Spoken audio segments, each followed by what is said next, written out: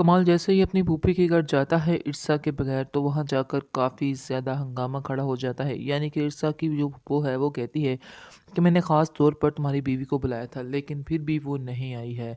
आगे से आइज़ल जो है वो कहती है कि नहीं, उन्हें किसी दोस्त की पार्टी में जाना था इसलिए वो वहाँ पे चली गई। आगे से कमाल की फूफो जान कहती हैं कि तुम अपनी बीवी को लगाम क्यों नहीं डाल के रखते हो? यानी कि क्यों तुम उसको ऐसे छोड़ रहे हो? तुम्हें मैं बार-बार समझाने की कोशिश कर रही हूँ कि ईर्षा को ऐसे मत छोड़ो, उस पर ध्यान दो, उस पर नज़र रखो। ऐसा ना हो कि कल को तुम्हें पछताना पड़े। आगे से कमाल कहता है कि नहीं, नहीं ऐसी कोई बात नहीं है, जैसा आप सोच रहे हो वैसा कुछ नहीं। लेकिन कमाल के दिल में भी बात जो है बैठ जाती है और उसको समझ आ जाती है कि कोई ना कोई गड़बड़ तो ज़रूर है, जो ये सब कुछ हो रहा है। यानी कि वो समझ जाता है कि वाक़ई में ईर्षा वाक़ई में इससे बहुत ज़्यादा दूर जा रही है और हर बात जो है उसके अपोज़िट ही करती है जो वो कहता है, जिसकी वजह से वो काफ़ी ज़्यादा परेशान होता है और इसके बाद आप देखेंगे कि उस पर गहरी नज़र रखना भी शुरू कर देता है। फिर इसको अंदाज़ा हो जाता है कि उसका ध्यान अब घर पे क्यों नहीं लग, इसलिए तुम्हें कोई भी फ़ैसला लेने में बिल्कुल भी देरी नहीं करनी चाहिए। आगे शीर्षा कहती है कि मैं भी यही सोच रही हूँ, लेकिन अभी मुझे कुछ थोड़ा वक़्त चाहिए क्योंकि अभी मैंने अपने आप को इस चीज़ के लिए तैयार नहीं किया है, क्योंकि मैं कमाल के साथ वैसे रहना तो नहीं चाहती। लेकिन कमाल जो है वो इस कदर बुरे भी नहीं हैं कि उनके साथ ना रहा जाए। उन्होंने आज तक मेरी हर ख्वाहिश को पूरा किया है, जिस पर वो कहता है कि अगर ज़िंदगी गुज़ारने का मज़ा ना हो तो उसकी ख्वाहिश का क्या फ़ायदा? यानी कि तुम्हें जो स्टेप लेना है फ़ौरन से ही लेना होगा।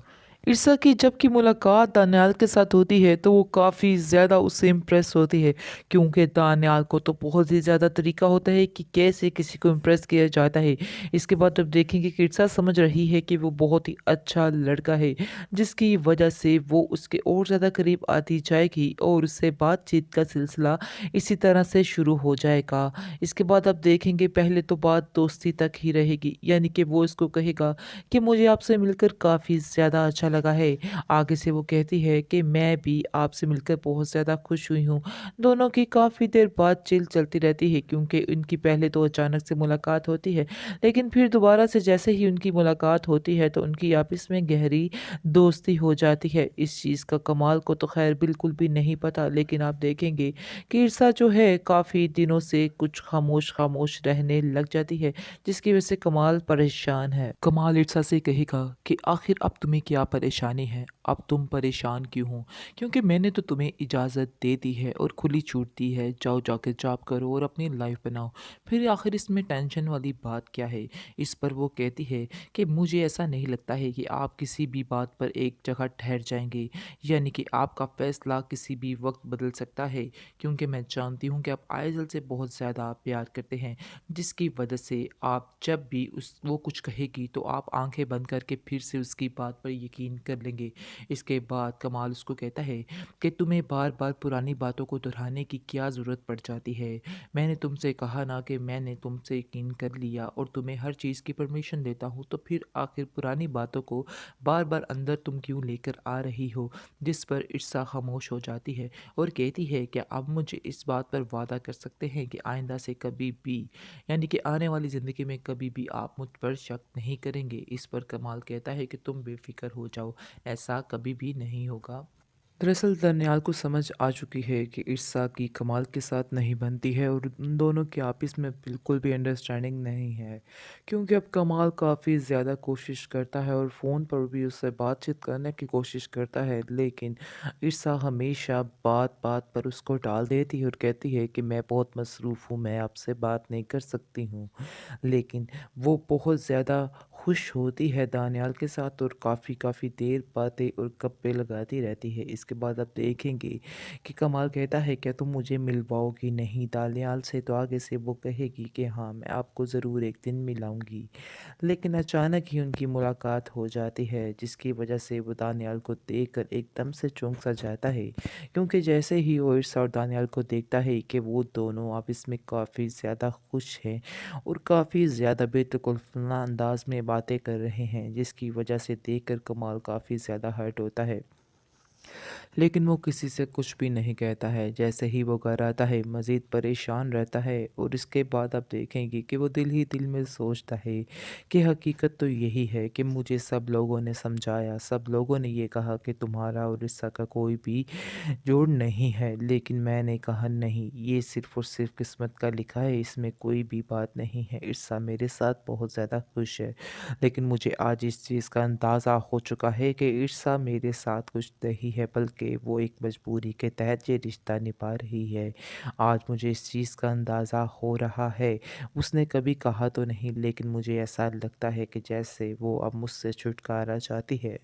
इसके बाद आप देखेंगे कि ईर्षा जो है वो कमाल से कहती है कि आपको कैसा लगा दानियाल? तो आगे से वो जवाब देता है कि तुम मुझे बताओ कि तुम्हें दानियाल कैसा लगा? इस पर वो कहती है कि वो बहुत ही अच्छे हैं। इसके बाद वो समझ जाता है कि दाल में कुछ काला है, कोई ना कोई कहीं न कहीं गड़बड़ ज़रूर है। दूसरी तरफ आप देखेंगे कि उसकी फूफो कमाल की घर में रहने के लिए आ जाएगी। और जैसे ही घर में रहने के लिए आएगी तो देखेगी कि घर का माहौल बहुत ज़्यादा ख़राब से ख़राब होता जा रहा है, जिसको देखकर वो काफ़ी ज़्यादा परेशान होती है, क्योंकि ईर्षा जो है वो पहले वाली ईर्षा तो रहती ही नहीं। ना तो वो कमाल की तरफ ध्यान देती है और ना ही वो घर की तरफ ध्यान देती है। हालाँकि वो तो वो काबिल लिहाज़ नहीं कर रही है। जैसे ही वो घर में आती हैं तो सारा कुछ छोड़-छाड़ कर वहाँ से चली जाती है और अपनी ही ज़िंदगी में मगन हो जाती है, जिसको देखकर उसकी फूफो कमाल की काफ़ी परेशान होती है और कमाल को बुलाती है कि मैं तुमसे कोई बात करना चाहती हूँ। जिस पर वो कहता है कि आखिर ऐसी क्या बात है कि आपने मुझे बुलाया? तो आगे से वो कहती है कि मैं तुम्हें कहना चाहती हूँ कि ईर्षा के मिजाज मुझे कुछ ठीक नहीं लग रहे हैं। तुम्हें इस पर गहरी नज़र रखनी होगी। आगे से वो कहता है कि आपको कोई गलतफ़हमी हुई है। आगे से वो कहती है कि नहीं, मैंने अपने ये बाल धूप में सफ़ेद नहीं किए हैं। इसलिए बेहतर यही है कि मेरी बात मानो और इसकी बाहर की जो आज़ादियाँ हैं उसको फ़ौरन से बंद कर दो, वरना तुम एक दिन आएगा बहुत ज़्यादा पछताओगे। जिस पर कमाल कहता है कि नहीं, नहीं, आप बिल्कुल गलत सोच रही हैं, ऐसी तो कोई बात नहीं। हालाँकि ये बात तो कमाल को भी पता चल चुकी है और उसको ठीक-ठाक किस्म का अंदाज़ा हो चुका है कि ईर्षा जो है अब उसके साथ नहीं रहना चाहती है। बात-बात पर लड़ाई-झगड़ा, बात-बात पर रोक-टोक, बस इसी बात की निशानी है कि अब वो उससे छुटकारा चाहती है और देखिएगा कि साफ-साफ वो उसको कह भी देगा और कहेगा ईर्षा को कि तुम्हें जो भी फ़ैसला करना है तुम कर सकती हो, मुझे कोई भी एतराज़ नहीं है। मैंने तो पहले भी तुमसे कहा था, लेकिन पहले भी तुम नहीं मानी थी। लेकिन अब भी सारे फ़ैसले तुम्हारे हाथ में ही हैं, तुम टेंशन मत लो, जो भी रास्ता अपनाओगी मुझे वो मंज़ूर होगा। आगे शीर्षा कहती है कि मैं कुछ वक़्त चाहती हूँ और मैं वैसे भी तुम्हारे साथ नहीं रहना चाहती, लेकिन मुझे कुछ थोड़ा-सा वक़्त दो, ताकि कुछ वक़्त के बाद मैं सारा कुछ हैंडल कर सकूँ और तुम्हें छोड़ने पर भी आमादा हो सकूँ। जिस पर कमाल खामोश हो जाता है, क्योंकि कमाल वाक़ई में उससे बहुत ज़्यादा प्यार करने लग जाता है, जो छोड़ना बहुत मुश्किल लग रहा है।